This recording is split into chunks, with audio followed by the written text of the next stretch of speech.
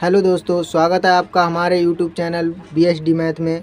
और आज हम आपको लिए कक्षा 10th की विज्ञान का जो OMR वाला 20 विकल्प हैं वो हम आपको हल कराने वाले हैं। तो अगर आपने हमारी पहले वाली वीडियो नहीं देखी है तो वह आप हमारे चैनल पर जाएं और वहां से जाकर देख लें और चैनल को सब्सक्राइब जरूर करें, ठीक है।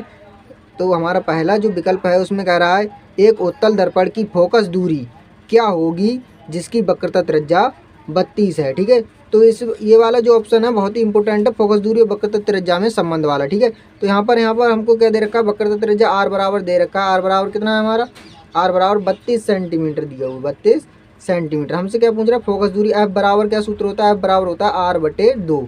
तो r कितना है हमारा, r है 32, r की जगह 32 लगा देंगे और बटे में 2 से भाग लगाएंगे 32 में तो कितना आएगा, 2 16 32 होते हैं, 2 कम 2 2 छंग 12, ठीक है। तो यहाँ पर आ गया हमारा 16 सेंटीमीटर। यहाँ पर जो फोकस दूरी होगी वो कितनी होगी, 16 सेंटीमीटर। तो यहाँ पर हमारा दूसरा वाला विकल्प बिल्कुल सही हो जाएगा, ठीक है। अगला दूसरा विकल्प देखिए हमारा क्या कह रहा है, किसी गोलीय दर्पण तथा किसी पतले गोलीय लेंस दोनों की फोकस दूरियां क्रमशः -15 सेंटीमीटर है तो दर्पण तथा लेंस संभावित होंगे। यानी अगर दोनों की जो फोकस दूरियां वो -15 हैं तो वो लेंस या दर्पण जो होंगे वो कौन कौन से हो सकते हैं। यहाँ पर ऑप्शन दे रखा है दोनों अवतल होंगे, दोनों उत्तल होंगे, अवतल लेंस अवतल दर्पण अवतल, लेंस उत्तल, दर्पण उत्तल, लेंस अवतल। तो यहाँ पर बिल्कुल कंफ्यूज होने की ज़रूरत नहीं है। यहाँ पर आपको हम बता दें कि जो चाहे अवतल लेंस हो चाहे अवतल दर्पण हो, दोनों की जो फोकस दूरियां अगर माइनस में है तो वो दोनों ही कैसे होंगे, दोनों ही अवतल होंगे, ठीक है। अवतल दर्पण या अवतल लेंस दोनों की फोकस दूरियां कायम होती हैं माइनस में। यहाँ पर एक चीज़ ध्यान रखना, केवल माइनस चिन्ह दिया हुआ है, इससे हमें पता चल रहा है कि दोनों कैसे लेंस होंगे, अवतल लेंस होंगे, ठीक है। क्योंकि अवतल लेंस की फोकस दूरियां जो होंगी हमारी दोनों अवतल होंगी, यानी मतलब अब जो दर्पण भी होगा वो भी अवतल होगा, जो लेंस होगा वो भी हमारा अवतल होगा। यानी अवतल लेंस हो या अवतल दर्पण हो, दोनों की फोकस दूरियां कायम में होती हैं, माइनस में होती हैं, ठीक है। तीसरा हमारा विकल्प है स्वस्थ मनुष्य के नेत्र में प्रतिबिंब बनता है। यानी जो अगर मनुष्य स्वस्थ है तो उसका जो प्रतिबिंब होगा वस्तु का तो वो कहाँ पर बनेगा, तो वो हमारा बनेगा रेटिना पर। कहाँ पर बनेगा, रेटिना पर बनेगा, ठीक है, स्वस्थ मनुष्य का। यहाँ पर एक प्रश्न और पूछ लेता है कि दूरदृष्टि वाले दोष के लिए मनुष्य का जो प्रतिबिंब होता है वो कहाँ बनेगा, तो वो दूरदृष्टि के लिए पूछेगा तो वो बनेगा रेटिना पर। और निकट दृष्टि के लिए पूछेगा, रेटिना के पीछे बनेगा। दूरदृष्टि के लिए कहाँ बनेगा, रेटिना के पीछे, और निकट दृष्टि के लिए बनेगा रेटिना के आगे। अगर स्वस्थ होगा मनुष्य तो रेटिना पर बनेगा, ठीक है। अगला चौथा विकल्प है बिजली के बल्ब का तंतु यानी फिलामेंट बना होता है। बिजली का जो बल्ब होता है 100 वाट वाला, वो उसका जो लाल लाल सा बल्ब जलता है ना, तो उसका जो फिलामेंट होता है वो किसका बना होता है, वो बना होता है हमारा टंगस्टन का। काय का बना होता है, टंगस्टन का। दो चालक तार जिनके पदार्थ लंबाई तथा व्यास समान है किसी विद्युत परिपथ में पहले श्रेणी क्रम में और फिर समांतर क्रम में संयोजित किए जाते हैं। श्रेणी क्रम तथा समांतर क्रम संयोजन में उत्पन्न ऊष्मा का अनुपात बताना है, ठीक है। तो इसका आप हल करके देख लेंगे और इसका जो अनुपात आएगा वो आएगा 1:4 आएगा, ठीक है। विद्युत धारा उत्पन्न करने की युक्ति है, यानी बिजली कैसे बनाते हैं हम ज़्यादातर, तुमने पहले देखा होगा कि डायनमो से बिजली बनती है। जैसे जनरेटर में क्या लगा होता है, डायनमो लगा होता है, तो वो डायनमो ही हमारे क्या बनाता है, बिजली बनाता है। तो यहाँ पर जनित्र हो जाएगा, डायनमो को हम जनित्र बोलते हैं, क्या बोलते हैं, जनित्र। तो यहाँ पर हो जाएगा हमारा जनित्र वाला ऑप्शन सही हो जाएगा, ठीक है। यहाँ पर कह रहा है डायनमो परिवर्तित करता है। डायनमो क्या परिवर्तित करता है, अभी ये ऊपर पूछा वही बात से हम नीचे पूछ लिया है। यहाँ पर उल्टा पूछा है कि विद्युत धारा उत्पन्न करने की युक्ति क्या होती है, तो वो जनित्र होता है। अब जनित्र परिवर्तित क्या करता है, तो जनित्र करता है यांत्रिक ऊर्जा को विद्युत ऊर्जा में। यानी बाहर से हम डीजल डाल के उसको चलाते हैं जनरेटर को, उसके बाद बाहर से वो कार्य होता है, कार्य से क्या बनती है, हमारी विद्युत धारा बनती है। तो यांत्रिक ऊर्जा से क्या बनना है, विद्युत ऊर्जा बन रही है। तो यहाँ पर देख लो कहाँ पर है हमारा, रासायनिक ऊर्जा को विद्युत ऊर्जा में, ये गलत हो जाएगा। विद्युत ऊर्जा को चुंबकीय ऊर्जा में, ये भी गलत हो जाएगा। यहाँ पर देखो ये दे रखा है यांत्रिक ऊर्जा को विद्युत ऊर्जा में, ये वाला हमारा ऑप्शन बिल्कुल सही हो जाएगा, ठीक है।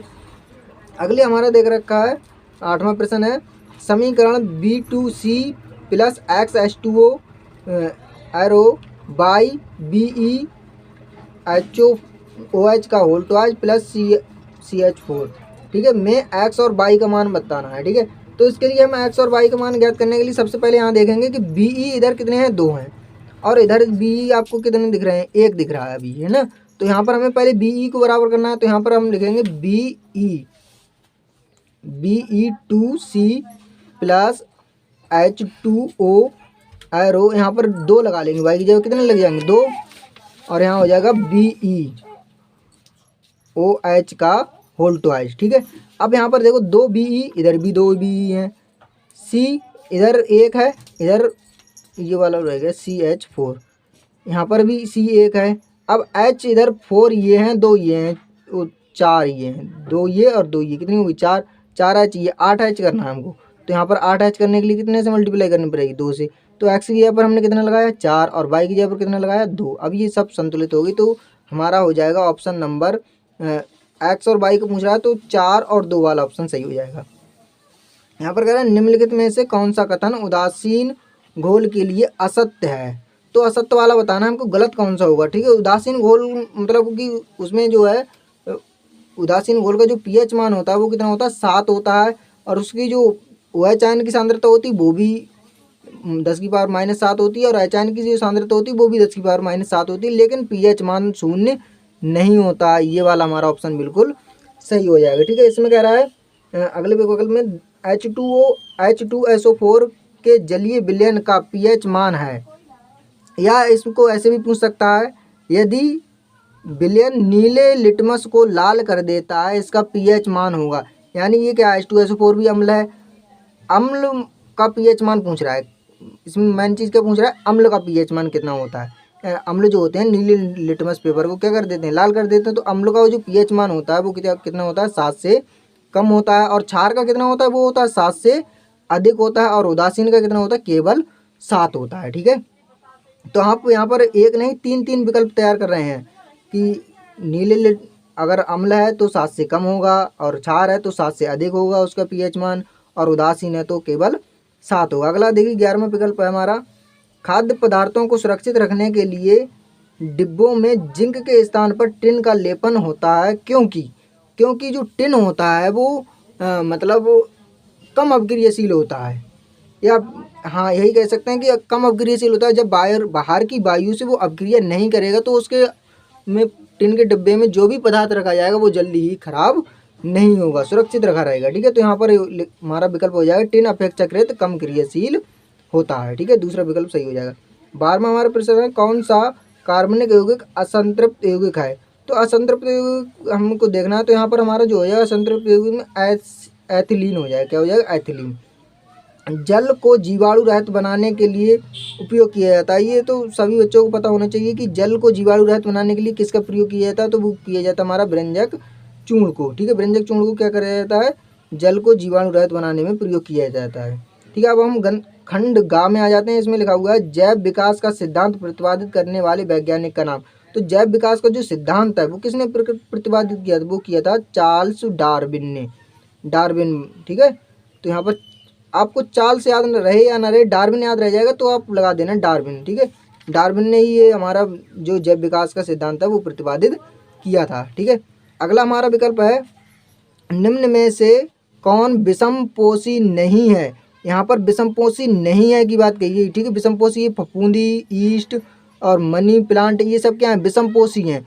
तो यहाँ पर जो फीता कृमि है वो हमारा विषमपोषी नहीं होगा। ठीक है, यहाँ पर कह रहा है विखंडन द्वारा अलैंगिक जनन होता है। विखंडन द्वारा देखो अलैंगिक जनन जो होता है स्पाइरोगायरा में होता है। क्या में होता है, स्पाइरोगायरा। ये वाला हमारा विकल्प सही हो जाएगा। पत्तियों द्वारा कायिक प्रवर्धन होता है। पत्तियों द्वारा कायिक प्रवर्धन काय में होता है, ये होता है हमारा बायोफिल्म में। काय में होता है, बायोफिल्म में। केवल न्यूक्लिक अम्ल तथा प्रोटीन से बने होते हैं। न्यूक्लिक अम्ल और प्रोटीन से क्या बना होता है, हमारा जीवाणु बने होते हैं, या क्लोरोप्लांट बने होते हैं, विषाणु या प्रियांश। तो यहाँ पर हमारा विषाणु वाला ऑप्शन बिल्कुल सही हो जाएगा। ये विषाणु जो होते हैं न्यूक्लिक अम्ल और प्रोटीन से बने होते हैं। विकास के दृष्टिकोण से मानव से सबसे निकटवर्ती, यानी विकास के दृष्टिकोण में देखें तो मानव के निकटवर्ती कौन है, तो बंदर होगा, या चमगादड़ होगा, या खरगोश होगा, या चिंपैंजी होगा।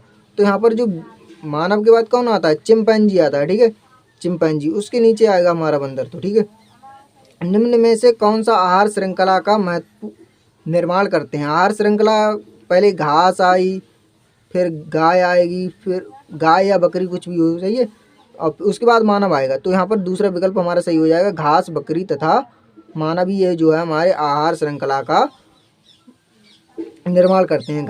बकरी घास को खाती है और बकरी को मानव खा लेता है। ठीक है, अगर आपने हमारी पहले की वीडियो नहीं देखी है तो उन वीडियो को जाकर देख लें, जिससे कि आपके विज्ञान में सही मार्क्स आ सकें। अगर आपने हमारा वीडियो जो है मैथ का देखा होगा, मैथ के एनालिसिस में हमने उसमें सभी आपको सॉल्व करा दिए थे, और विज्ञान का पेपर होने के बाद हम विज्ञान का एनालिसिस भी कराएंगे, उसमें सब पूरा पेपर जो है सॉल्व कराएंगे। तो इसलिए आप हमारे चैनल को सब्सक्राइब जरूर करें।